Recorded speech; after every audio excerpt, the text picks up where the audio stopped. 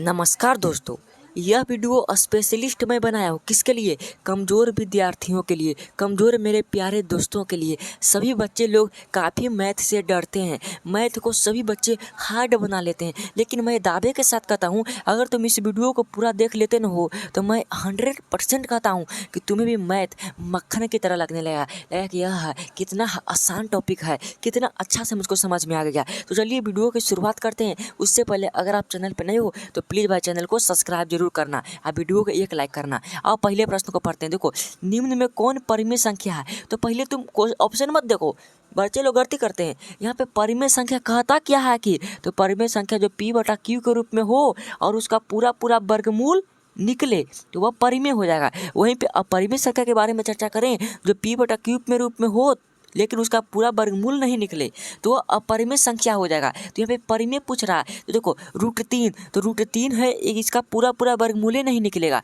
तो ये अपरिमेय संख्या हो जाएगा, तो ये गलत है। लेकिन 2√2 बटे √2, तो √2 से √2 कैंसिल हो जाएगा ना, तो बचेगा 2। तो 2 कैसी संख्या है?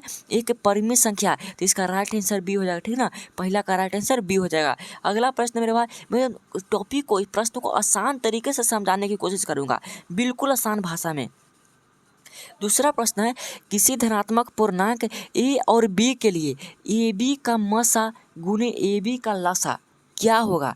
तो भाई कोई धनात्मक पूर्णांक है, उसका ए बी का मसा पूछ रहा है और ए बी का लसा क्या होगा? तो ए और बी हम जानते हैं कि पहली संख्या गुने दूसरी संख्या बराबर उन्हीं संख्याओं का लसा गुने मसा। तो इसका ए बी का मसा और लसा ए गुने बी हो जाएगा। ठीक है ना, दूसरा का राइट आंसर सी हो जाएगा मेरे भाई। अगला प्रश्न आपके सामने है, ज़्यादा मैं समय नहीं लूँगा, ठीक है ना, कम से कम समय में इस वीडियो को एकदम सोल्व कर दूंगा मेरे भाई। तीसरा नंबर क्वेश्चन आपके सामने यहाँ पे क्या कह रहा है? तीसरा प्रश्न को समझो। कह रहा घात एक वाला बहुपद कहलाता है। तो पहले तुम इस इम्पोर्टेंट पॉइंट को समझो। एक घात वाला बहुपद क्या कहलाता है, दो घात वाला बहुपद क्या कहलाता है और तीन घात वाला बहुपद क्या कहलाता है? तो एक घात वाले बहुपद को हम कहते हैं रैखिक बहुपद। बहुत ही इंपॉर्टेंट प्रश्न है, रैखिक बहुपद या एक घातीय बहुपद। और दो घात वाले को कहते हैं द्विघात बहुपद या द्विघातीय बहुपद। और तीन घात वाले को कहते हैं त्रिघात बहुपद मेरे भाई। तो इसका राइट आंसर कौन होगा? तो इसका राइट आंसर हो जाएगा, एक घात वाले बहुपद को कहते हैं रैखिक बहुपद। राइट आंसर सी हो जाएगा। ठीक ना, तीसरा का।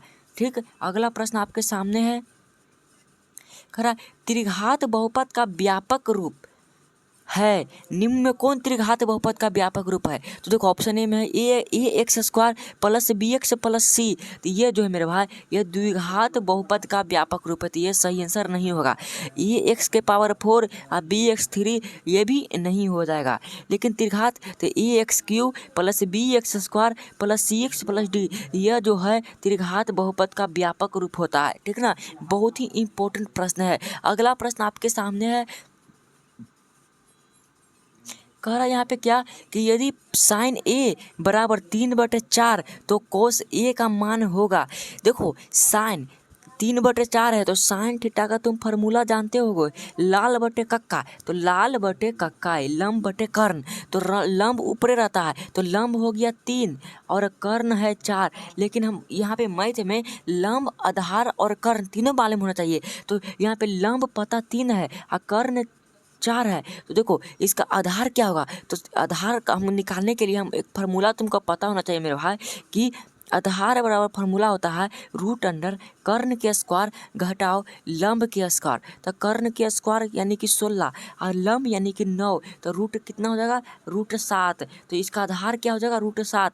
और यहाँ पे √7 इसका क्या हो गया? आधार हो गया। तो हमको लंब है 3 और आधार हो गया मालूम √7 और कर्ण पहले से है दिया हुआ 4। अब पूछ रहा है मेरे भाई कोस ए का मान। तो कोस का फार्मूला तुम जानते हो कि आधार बटे होता है कर्ण। तो आधार का मान है √7 और कर्ण का मान 4, तो √7 बटे यहाँ पे हो जाएगा क्या? 4। तो ऑप्शन में कहाँ मिल रहा है? तो यहाँ पे मेरा देखो √7/4 राइट आंसर डी हो जाएगा मेरे भाई, पचमा का। बहुत ही इंपॉर्टेंट प्रश्न है। अगला प्रश्न आपके सामने यहाँ पे है, कह रहा कि tan थीटा बराबर होगा, tan थीटा किसके बराबर होगा?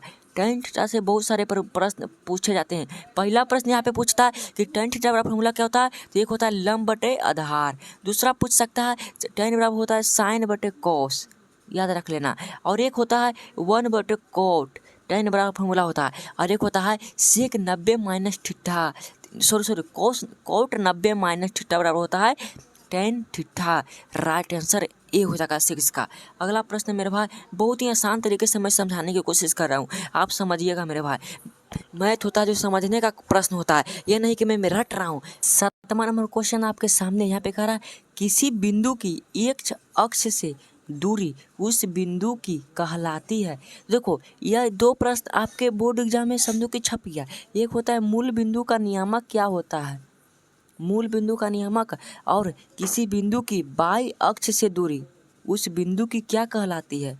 देखो पहले मैं बताता हूँ, एक्स अक्ष की दूरी उस बिंदु की भुज नहीं बल्कि कोटि कहलाती है। एक्स अक्ष लेगा ना तो बाई को मानना यानी कोटि, अब बाई अक्ष को पूछेगा तो यहाँ पे भुज कहलाएगा, ठीक है। अब मूल बिंदु का नियामक होता है 0,0। बहुत ही इंपॉर्टेंट प्रश्न मेरे भाई। अगला प्रश्न आपके सामने है, कह रहा है यहाँ पे कह रहा कि निम्न में कौन वृत्त के क्षेत्र का सूत्र है। वृत्त के क्षेत्रफल, वृत्त का क्षेत्रफल क्या होता है, अर्धवृत्त का क्षेत्रफल। वृत्त का क्षेत्रफल होता है पाई आर स्क्वायर और अर्धवृत्त का क्षेत्रफल 1/2 पाई आर स्क्वायर। तो वृत्त का क्षेत्रफल होता है पाई आर स्क्वायर। 8 का राइट आंसर सी हो जाएगा मेरे भाई। अगला प्रश्न है संचयी बारंबारता वक्र कहलाता है। तो संचयी बारंबारता वक्र एक त्वरण कहलाता है, ठीक ना।